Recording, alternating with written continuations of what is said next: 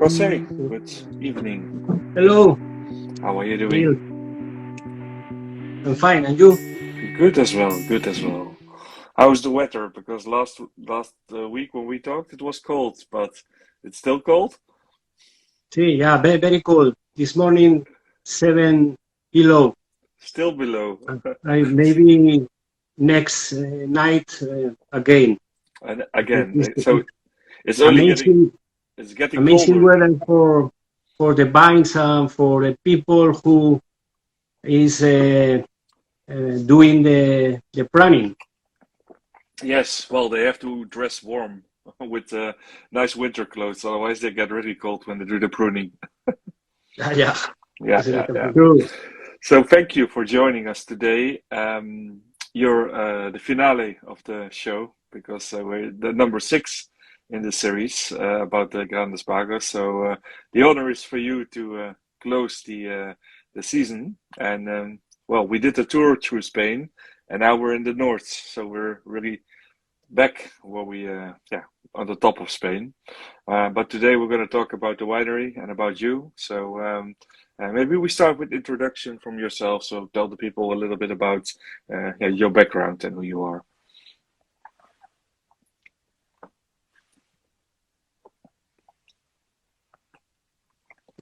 ¿Que te expliques tú? Que hable sobre ti mismo, yo creo. Do you Yes. want that I introduce me, Yeah, myself? just a quick short introduction about yourself. Yeah. My name is José Ferrer. I am the winemaker of Viñas del Vero, Secastilla Valley since 1993. I am chemical engineer and winemaker, enologist, and the wine for me is my passion. And I am very happy to be this afternoon or this evening here with you to taste Secastilla. Secastilla is my wine. I was born in a small village near Secastilla. I remember when I used to go with my father to buy wine some houses in Secastilla. Of course, I was a child and I could drink wine, but I remember very well as my father and my grandfather enjoying a lot drinking wine from Secastilla, pure Grenache and very traditional wine. Because Garnacha is the grape of the region. It's the most important grape for the region, right? For a long time already. I think so. This is very rough, the Grenache in our land. As you know, the Grenache was born in Aragon, is our policy region, and after that the Grenache travel a lot through the Mediterranean Sea to other places in Europe and in the world. So they changed the name also, Grenache, in France, but originally it's still from Spain, and the roots is still there. So we're in the heart of the Garnacha region. Yeah. For us, it's Garnacha, but as you know, there are some places in the world where Garnacha is called Aragonés or Tinto Aragonés, Aragonés Red. So for us, it's Garnacha. For the location where it comes from, Aragonés. So exactly. This is the name. Yeah. Today we are going to drink one of your wines. I will show the people also some other wines you sent me. Today we're only going to drink one. So the rest I'm going to enjoy later, and I'm going to tell you what I think. This one, yes, correct. This I have to say. This one. So some people have bought the same bottle, but not the same vintage, because sometimes the stock does not allow us to have the same all the time. So we have 2017, and you can tell us a bit later about the different wines that you have, because there's more than this one. This is the flagship wine, Secastilla, named Secastilla, from Red Garnacha. Yeah, Secastilla is a small village where more or less 90 people is living now. It's very, very small. But it has the name, a winery for its name. And yeah, sure. The name means the Septem Castellum. Is in Latin language means the seventh castle. Why? Because the Romans 2,000 years ago lived this area, this place, and they had 7 castles, in 37 hills, where they were able to dominate all area, to defend the area. So they could overlook the whole area from 7 hills, and on every hill there was one castle. Exactly. This is the name of the village since the Romans were there. And they also made wine back then? I'm sorry? They also made wine already when the Romans were there. Yeah. We had made a study of soils 5 years ago, and there appear symbols and tools, even tools, which explain that the Romans cultivated or grown grapes and also elaborate wines.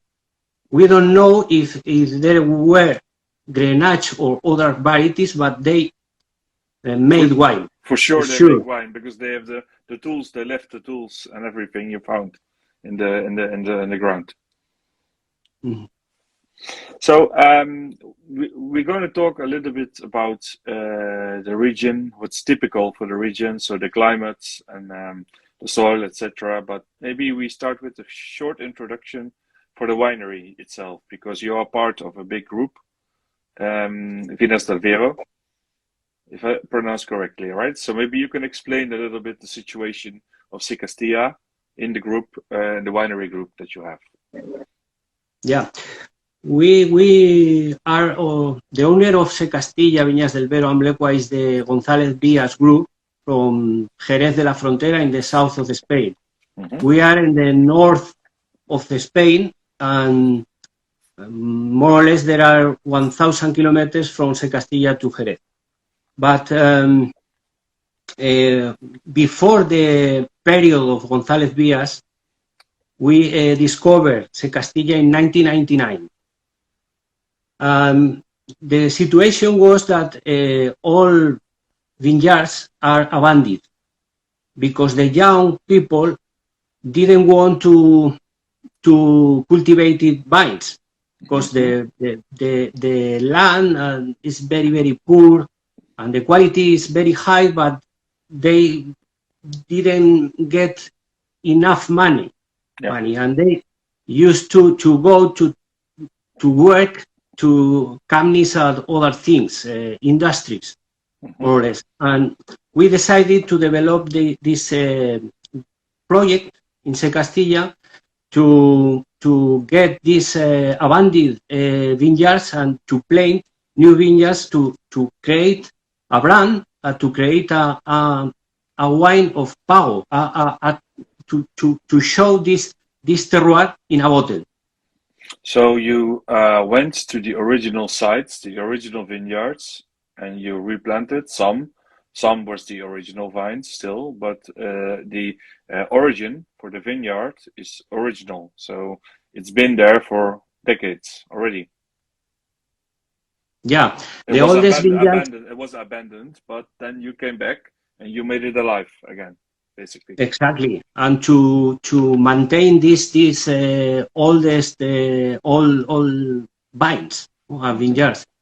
More or less, the oldest vineyards that we have now are 80 years old, and the new vineyards that we planted in 2000 now have 2002 years old. So already a nice age, becoming a nice age already. But we will talk about it because you have different labels of the wine, and also today the wine we're drinking. So for the people that have the wine at home, I hope they open it now and they start drinking it, enjoy it, because we will later we will talk about it. But they don't have to wait; they can start drink some in the glass already. But this is made from the oldest vines that you have in the winery, right? Exactly. Only the oldest vineyards are in this bottle. As you can see that the vine in the label is very, very old. It's poor.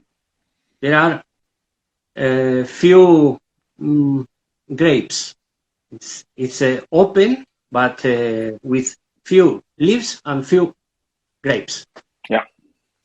So just for the show, for the people, you see a vine that is very poor in terms of the volume of the fruit. It's a very how do you call it? Intense, rich grapes, berries, but not a lot. So low yield. I think that more or less is in the best cases is a bottle per vine. A bottle per vine. Normally they say a bottle per, if you're a rich area, it's a bottle per cluster. Exactly. Yeah. A bit more than 1 kilogram per vine. It's very, very few. So how many hectares do you have in total? So between the old and the new vineyards? Well, we have, at this moment, we have 54 hectares of vineyards, but only 10.5 hectares are of the oldest vineyards. Yeah, so 20% approximately. Yeah. But one thing is the young vineyards have already 22 years. Yeah, it's also good. It's not bad. I mean, after 20 years, you get good results and healthy grapes. Somebody was asking the question, if you have poor land, can you produce good grapes? But the vines go deep in the soil, I assume, to get the nutrients for the growing the vine. Or how does it work in the poor circumstances of the soil? Yeah, the soil is well. The orography is all small hills, but with sharp slopes, and in the surface there are always stones. A lot of stones, and in the middle of the stones there are gravels and also sand. Mm-hmm. And so this is the organic materials is very, very little, so the soils are poor, and the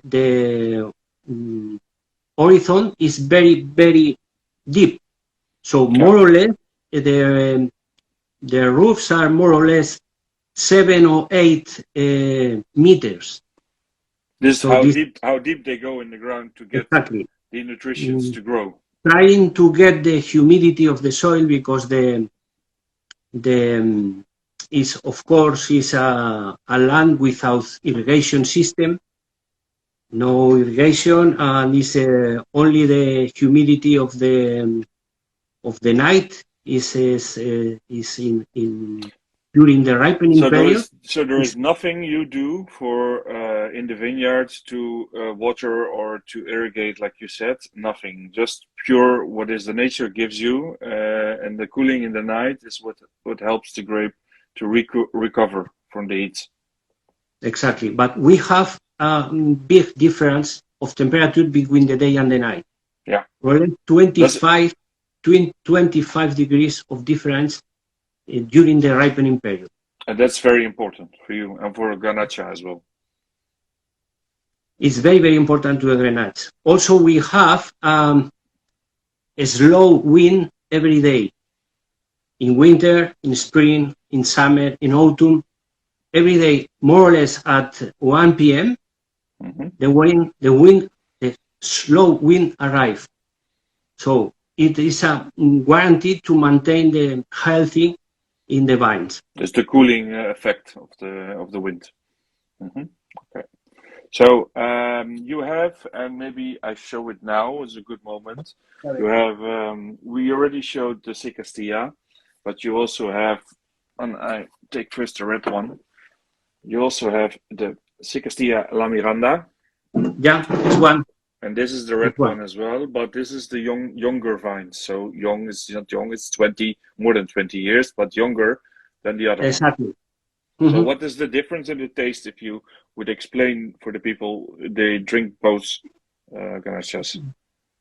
The process is more or less the same, but both the process began in the vineyard, because we of course every operation, every work in the vineyard is handly. Of course, the harvest is by hand, and we don't move the grapes from the vineyard to the winery. We move usually the tank from the winery to the vineyard, and in both cases the process is in the same in the vineyards. Locally. But the concentration is different because the production in the vines of La Miranda is higher than Secastilla. The vines of Secastilla, the vineyards of Secastilla, have more experience and are able to adapt the weather of the year better. And after that, how would you recognize in the taste and the profile of the wine this effect? In the profile of the palate, is the minerality of the wine. In my opinion, the minerality is the finesse of the wine. The texture on the palate is more elegant in Secastilla, because this is, in my opinion, the experience of the vines, because they are more. They are concentrated. The product is concentrated, but more mineral and more smooth. And after the fermentation, the aging is in Secastilla is 10 months in new oak, barrels of new oak, and Secastilla is second and third year.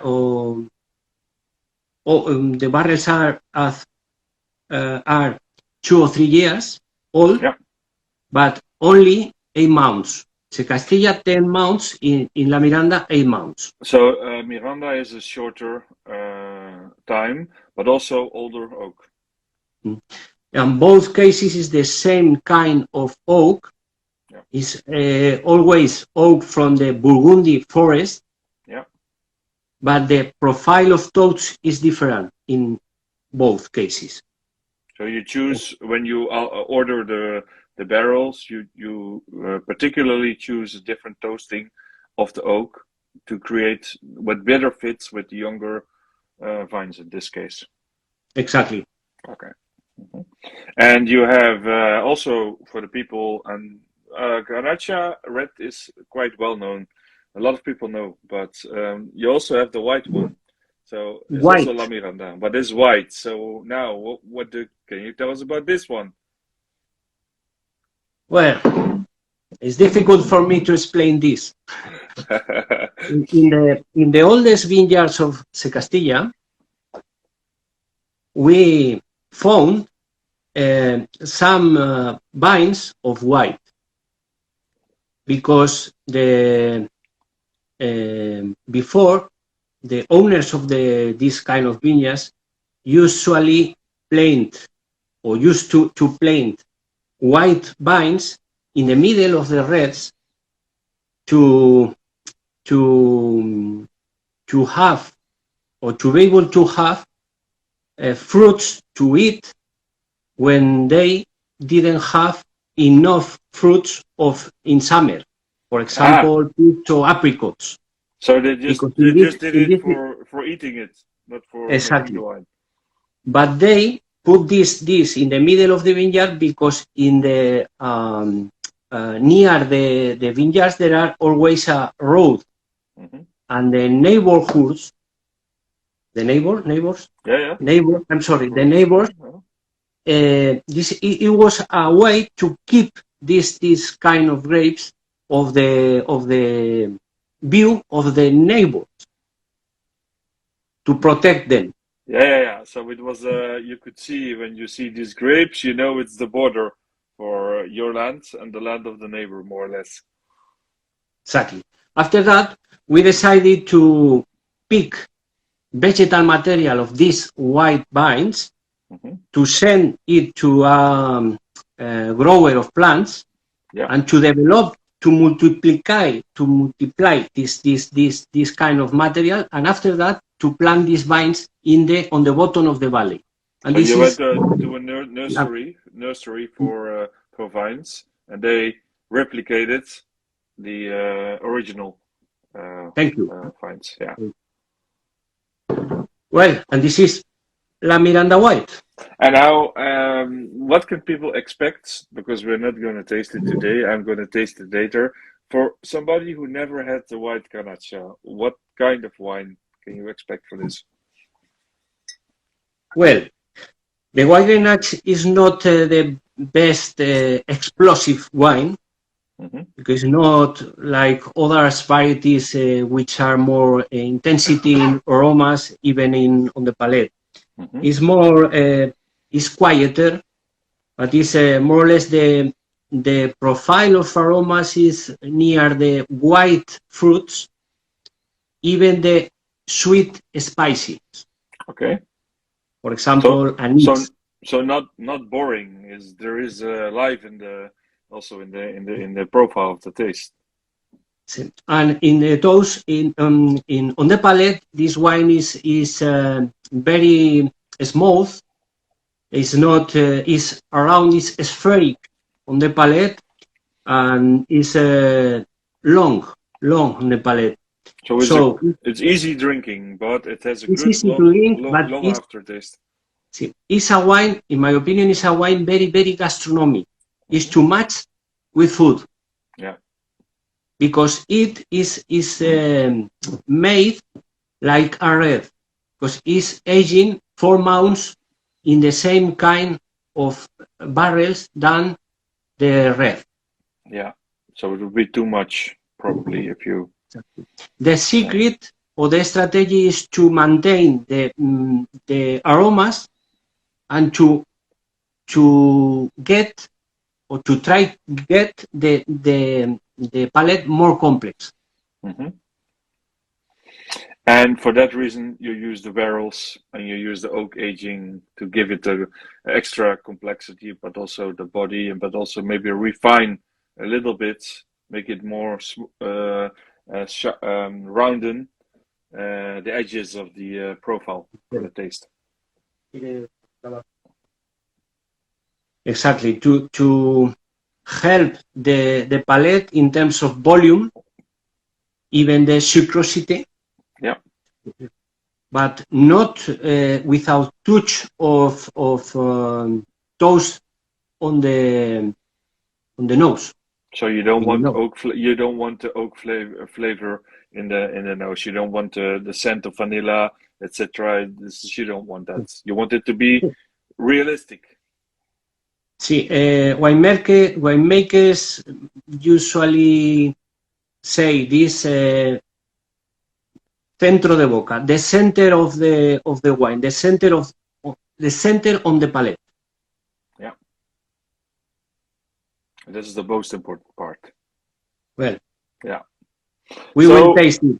Yeah, now we're going to taste, because people are curious about what we're going to drink. So for everybody, I have bottle 3,976 from almost 16,000 in 2017, 16,000. Is this in terms of volume from the vintage? Was it a good vintage, average? What is your yield that you got from 2017 before we start tasting it? La diferencia. Is the difference between both vintage? No.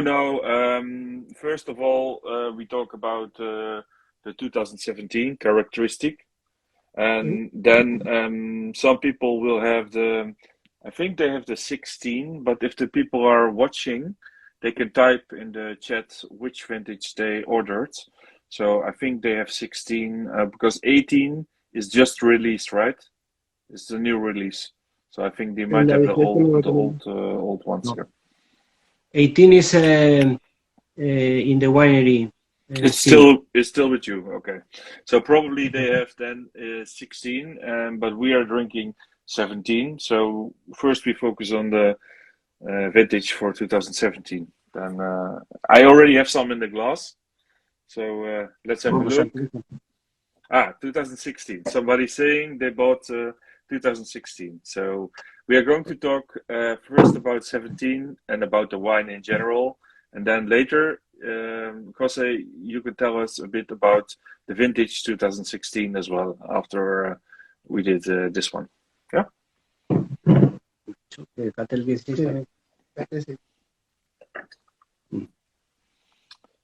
Well, so for 17, you had 16,000 bottles for this one. Yeah. 16,000. Well, the Grenache is not the best variety in terms of color. Mm-hmm. Intensity of color is more the Grenache in the north or in plaintive in altitude, because Secastilla is vineyards of Secastilla are between 700 and 800 meters above the sea level. They're quite high. Yeah, it's always the characteristic of the color in this Grenache is not the intense color; it's more smooth, suave. Yeah. So, I'm sorry. But this 2017 is not is a color is very young on the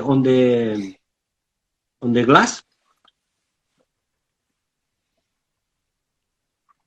Always the aromas in this kind of Grenache, more or less the red fruit, acid red fruit. Mm-hmm. For example, cherry. Yeah. It's acid fruit. And in this case, there are the touch of toast, very similar to the cacao. Yeah. So this touch make the wine more complex, and in my opinion, very attractive. So it's also, can you say it sort of catches the acidity and wraps around the acidity, so it gets a little bit more trapped. Otherwise, it's only acidity. And if you have only the acidity, it's not pleasant drinking. You need to have the multifaceted of the body and the taste of the wine, right? Mm-hmm. Well, this kind of aromas or this acid fruit automatically do that we are thinking in altitude and thinking in a fresh climate. Mm-hmm. It's, and this is also because of the effect that you told us for the temperature difference between the day and the night. So the diurnal difference in the temperature. This the acidity works because of this. No, and even the hard winters. because the vineyards usually in Secastilla is snowing. Like now, it's below seven below, and I don't know if there is snow, but there will be snow for sure if it's not now. And other thing is the dip of the wine. You can go through the wine or to the bottom, to the surface until the bottom of the glass, and the wine permitted you. It's in my opinion, it's very, very fresh. The nose, the kind of aromas, it's fresh in nose, because thinking that it's a wine 5 years old. Yeah. You have to imagine. I don't know. You obviously have in the winery some older vintages. So can you tell us a bit about aging effect? Because this is already some aging, but aging effect over 10 years, 20 years, what is going to be development for this wine? Que expliques un poco la evolución en 10 años, cómo se lo puede ver. Yeah, well, our experience is with Secastilla began in 2001. 2001 was the first vintage in the market, and we are able to still to drink it. But is not the Grenache is not the best variety to develop a lot of time. No, so there are other varieties with more life. So you would say a few years, 5 years, 5 to 8 years, and then it becomes in the second life of the wine, and after that it does not develop any more further, more or less. And why not 10 or 12 years? Okay, 10, 12 years. But in this case, is Grenache, but it's Grenache with a natural acidity very, very good, and this acidity helps the wine to develop well in the time. I see. And what is typical for the 2017 vintage? So the weather was in 2017 very, very very fresh, and the rainfall very high, was near 800 liters per square meter last year. 2016 there is 500 only, and this is very, very tangible. Important difference. Exactly.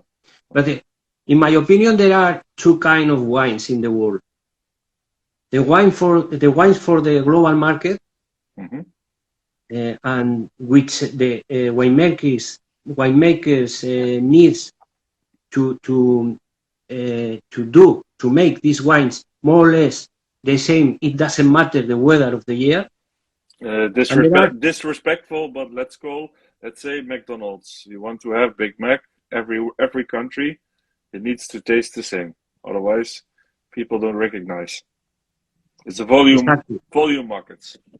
Exactly, and this kind of wines, wines that we elaborate in Grandes Pagos of Spain, where these kind of wines permit small changes. It depends on the weather that the year like.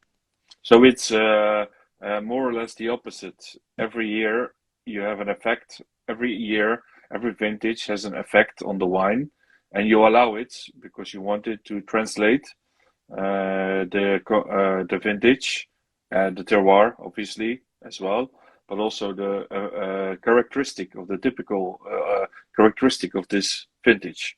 You want people to taste it when they drink. Like now we have 17. If you would also, some people drink 16.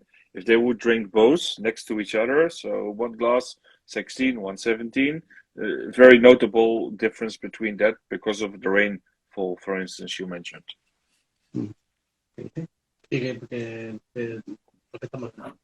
See, well, this is, in my opinion, it's very, very important to understand the terroir, and this in this situation is not important. This small difference. No. Because the terroir is the terroir, and we need to respect it. Yeah. And in the terroir, there are, of course, the climate. Yeah. And the climate or the weather change. Climate not, but the weather change every day. Every day and every year. Is the biggest change, because the soil, it stays the same more or less. It's not much change, but the climate can be different in the end. So in the whole concept of the terroir, the climate is the very biggest variable for the wine. And of course, these kind of wines are not for everybody. No. It's for people who is able to understand these wines. And also value the complexity, or sometimes the differences, and not be angry when they buy a bottle next year and they say, okay, it does not taste the same as last year. It's normal. It's because of it's a natural product, and you allow the wine to be different every year, more or less. Sure. And how does it? Important, yeah. In my opinion, the important is the to transmit in each bottle this terroir, and I am able to see now in my glass, for example, the forest which is near the vineyards, and this is always the same. This forest will be in the wine. It doesn't matter the weather. Yeah, it stays every vintage. It's the constant. Yeah. Is a sensation. It's my sensation. It's the speciality for Secastilla. Exactly. Yeah. So if people have a question, some people already asked a question in the chat. Feel free to type the questions. Also, you can put in the question mark box in the bottom. You can click. You can put there a question. If you have a question for José, so we can ask later. Before we go, because now we tasted 17. We talk about 16 already a little bit, but what can you say more about 16? Some people are drinking now 2016. It was a big difference in the rainfall. Any other noticeable differences between the taste of the two vintages? Sí. It was the average temperature of the year was 1 degree above the 17. Okay. So the wine is a bit more warm. It's not a warm wine, but it's a bit more warm than 2017, because the freshness of the year was high in 2017.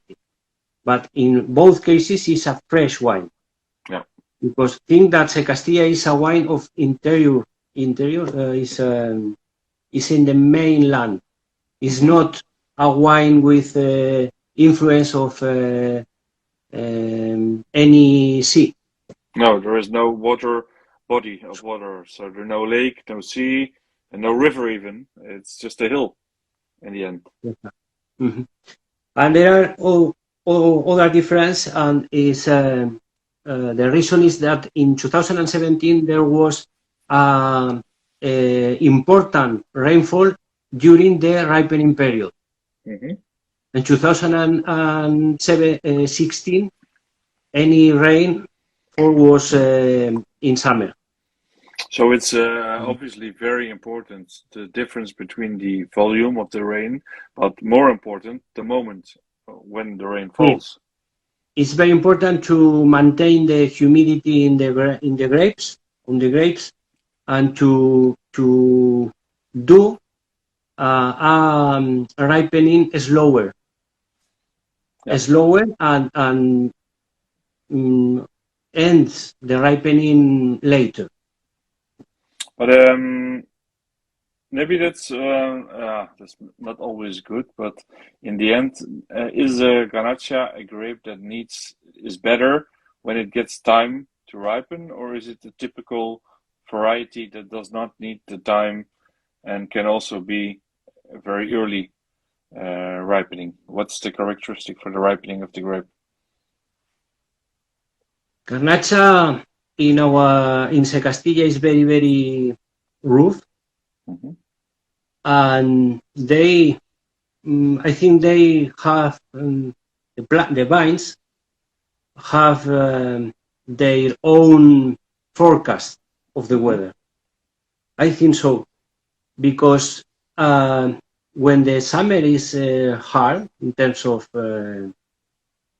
temperature, for example, or even warm wind, they left their leaves on the bottom, but after that they keep the humidity in his interior. So without you having to do anything. This is just the vine doing it themselves. Exactly. My experience said that they finish always well the ripening. So it controls very well itself the time of the ripening. Exactly. Before or later, but they finish well. So it's you don't have to control in the vineyard so much. You just leave it to the vine to control the moment for the ripening. Sure. And I think that they are, of course, more intelligent than us, of course, but they know more, they have more information than us. You have to respect. I don't know how. No. It's logical. But some people think that the winemaker or the cultivist is like a magic man that touches everything. But so the best way is to not touch it, to leave it and wait but look and see what happens when you walk in the vineyard every day. Yeah.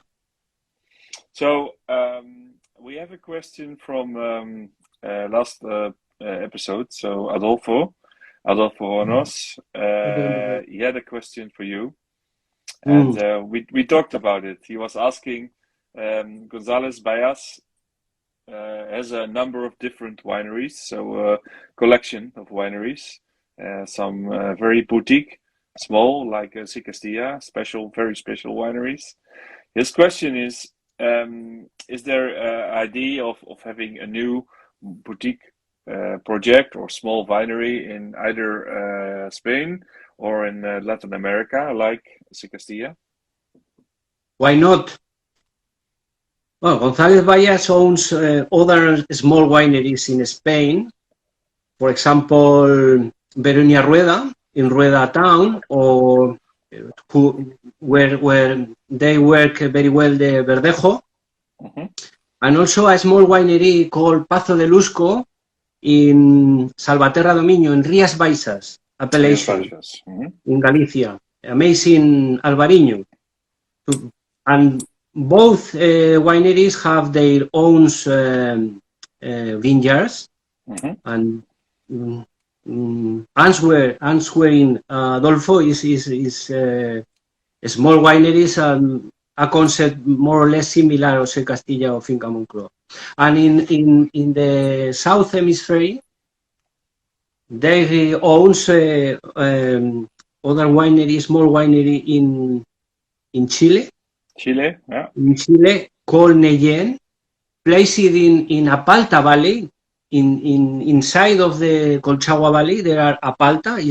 In my opinion, is the best place of Chile to grow grapes. And it's the wine is and the winery is called Neyen. Neyen is the spirit of Apalta. So it's amazing because there are a very long history of Cabernet Sauvignon of 130 years old. It's a historic place where the viticulture has a long history. Amazing. So And amazing wine. the differences are very big between the variety, between the region, in the whole concern. And you also said you have your own management for the winery. It's like a shop in the shop. You have your own way of growing the vines and making the wine. It's not, nobody tells you what to do. It's your child, more or less. It's a big concern, but you are a boutique, but you have your own way of doing, making the wines and growing the grapes, right? Viñedos propios, vino, hacemos bien. Of course, sí. Always the philosophy is always from the vines to the glass. Always, no? And in my opinion, it's very important to manage the vineyard to are able to a specific wine.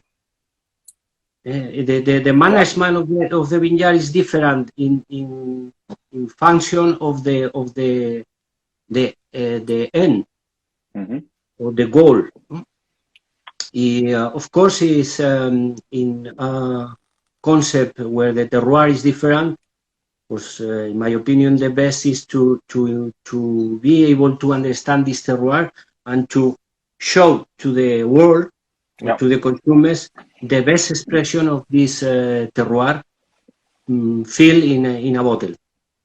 That is interesting because in the beginning you told us that you are from Secastilla yourself, so you were born there. So it's, for me, says enough that you are running the winery, but you're born there and you grow up in the region, and you know exactly what is what you see on the hill every day for your whole life.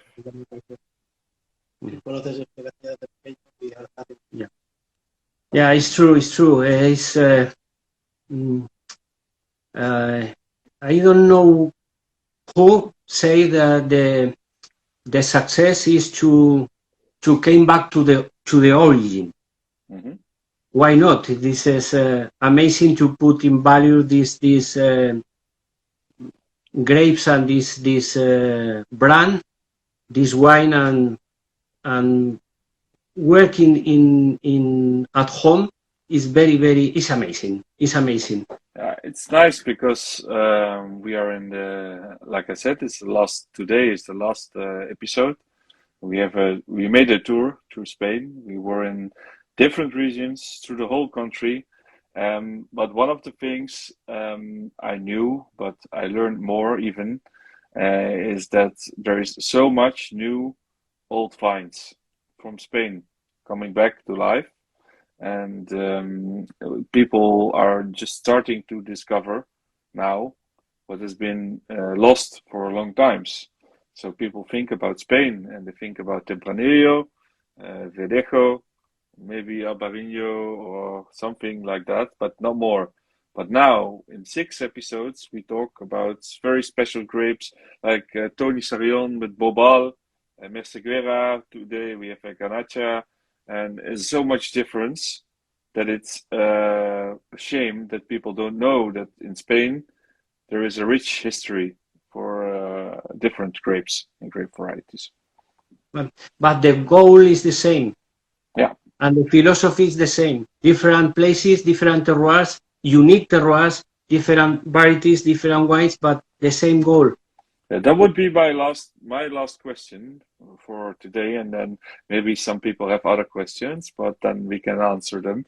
My last question would be, and we already touched it without asking the question, what does Grandes Pagos, España, mean for you and for the winery? So the group of consortium of Grandes Pagos, what does it mean for you?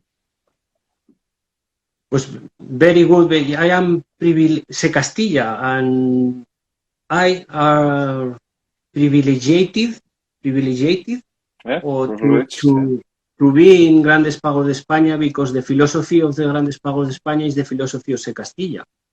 Is that we called before or had called before, no? Is to put to show this expression, the expression of unique terroir, exceptional wines, of course, and after that, to be able to show these wines in the world. And Grandes Pagos is helping us to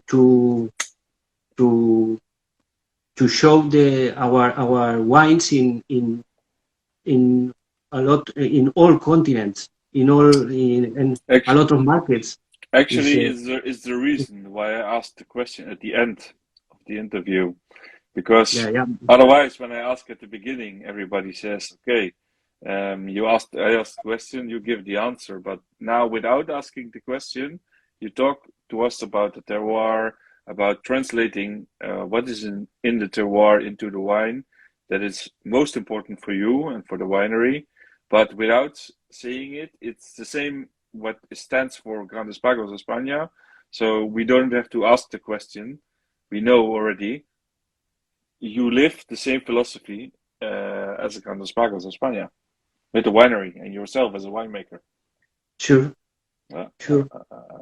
It's nice because I think maybe quite some people did not know Grandes Pagos España. So now when they will go and they will go on the website, or they will find a bottle somewhere, even on your bottle, it says here, it's the logo. Yeah.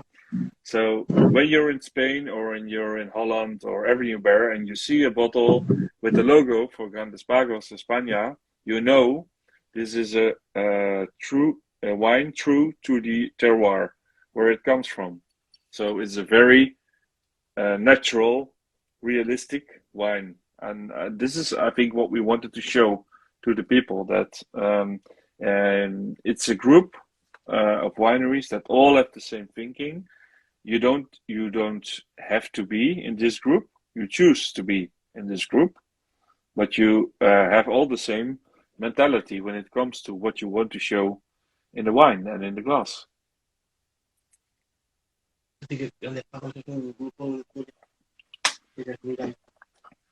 Exactly, but this is the best producers of Spain of wines or un unique terroir, no, a pago.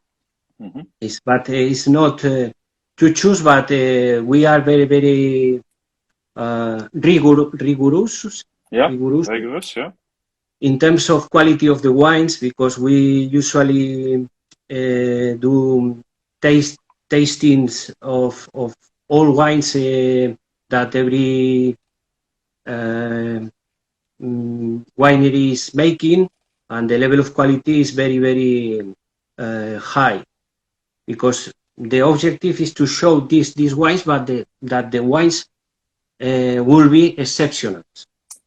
It's not this unique terroir and no more. No, but the quality needs to be also constant, always.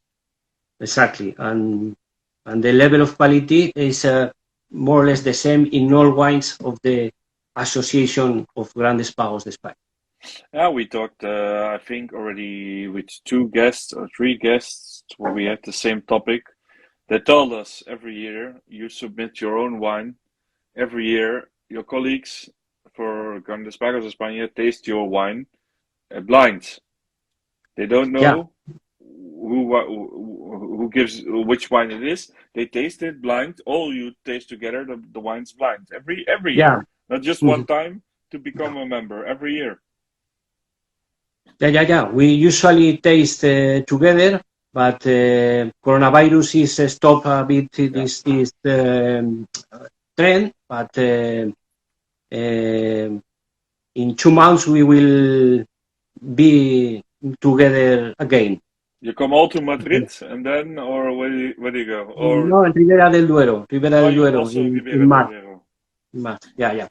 Very good colleagues. Also, it's nice to see everybody again. I imagine your colleague winemakers and all the different parts of Spain. So it's good to be together and talk about life and about the wine and about the winemaking in the region, everything. I don't think we have any more questions. So maybe some of the people drinking the wine have a question. then now is the moment to ask. I have one last question myself for you. It's a question we normally I would ask you to have a question for the next guest. But well, there is no next guest as this is the last episode. So now we do it differently. But I would ask you, and it's difficult, I know. But if you would have to take a different grape variety, so no Garnacha, and which one would you take, and why, as a winemaker? Red or white? What do you prefer? Give me both. Give me both. You have both, so now you are allowed to take both red and white. Tell me, I want to hear both options. Garnacha in reds. I choose Cabernet Sauvignon. Okay. Cabernet Sauvignon, I think, is a very good variety. If you are able to work with them well. Yeah. And of course, in whites, I prefer Chardonnay. Because I think that in our land, the history of Cabernet Sauvignon, Merlot, and Chardonnay began 130 years ago. So we have also in Somontano region enough experience with these three varieties. So we are a bit in love of this variety also. But our Grenache is our Grenache. Are you ever tempted to maybe plant or buy or rent some vines for Chardonnay, or maybe you make your own wine, private wine for Chardonnay? Do you have a project like this, or would you like to do in the future something like this?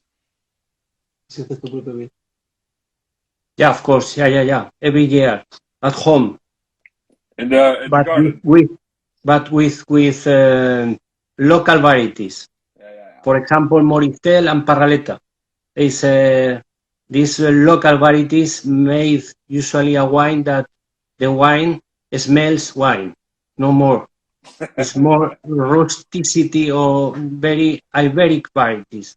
Local varieties is a very good wine to drink it every day. That's good. That's good. You always need to have your own side project or something that changes your view. Otherwise, if you're always working with the same things, then you don't learn new things. It's not. It's important to change your views in life and also in the wines. I'm sorry, I don't understand you now. No, as I said, it's good that you have also other varieties because it's important that you experience the difference. And life is not always the same. Yeah, it's very important for us because we are comfortable working with 15 varieties. We have 7 whites and 8 reds. And every harvest is very, very, ¿cómo se dice divertida? Funny. Yeah. Very funny. And very long, also very, very long. Because we usually begin the harvest in the 3rd week of August. Yeah. And it ends more or less in the 2nd week of October in Secastilla. So for 2nd week, so almost 2 months, you are harvesting. If you want, you can came here to help us to harvest. I can choose in 2 months' time. I can come, guaranteed. I come, then there is 1 harvest minimum. Sure. That's nice. Good. I'm very curious also about the views because I saw some pictures. It's a very, very nice valley. You have a very nice nature there as well. So it's not easy maybe to reach for people visiting, but if they are there, It's really a nice place to be. So when I have the opportunity, I would be happy to come and join you and go in the vineyard and taste some of the also your own wine. So not Garnacha, but your own project. So I'm happy. I'm very happy that we had to talk today. I would like to thank you for the interview. I don't know if you have any last question or maybe comments for the people watching. Si quieres decir algo como colofón. No, thank you. You are welcome, and thank you for your invitation and to choose Grandes Pagos España for these 6 chapters or 6 interviews, and of course to choose Secastilla inside of this series because a pleasure for us. I invited you to came Somontano and Secastilla to do a cheers with a good glass of Secastilla when you want. Good. Sounds good. Thank you very much. For the people, once I show one more time today's wine. We were drinking this Secastilla 2017. Some people have the 2016, but it's the same magnificent wine.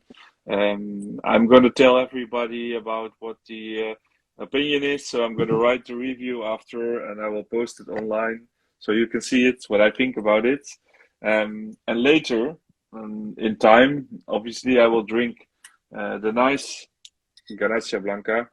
So also, I will tell you guys this, and then also, obviously, La Miranda, another one as well.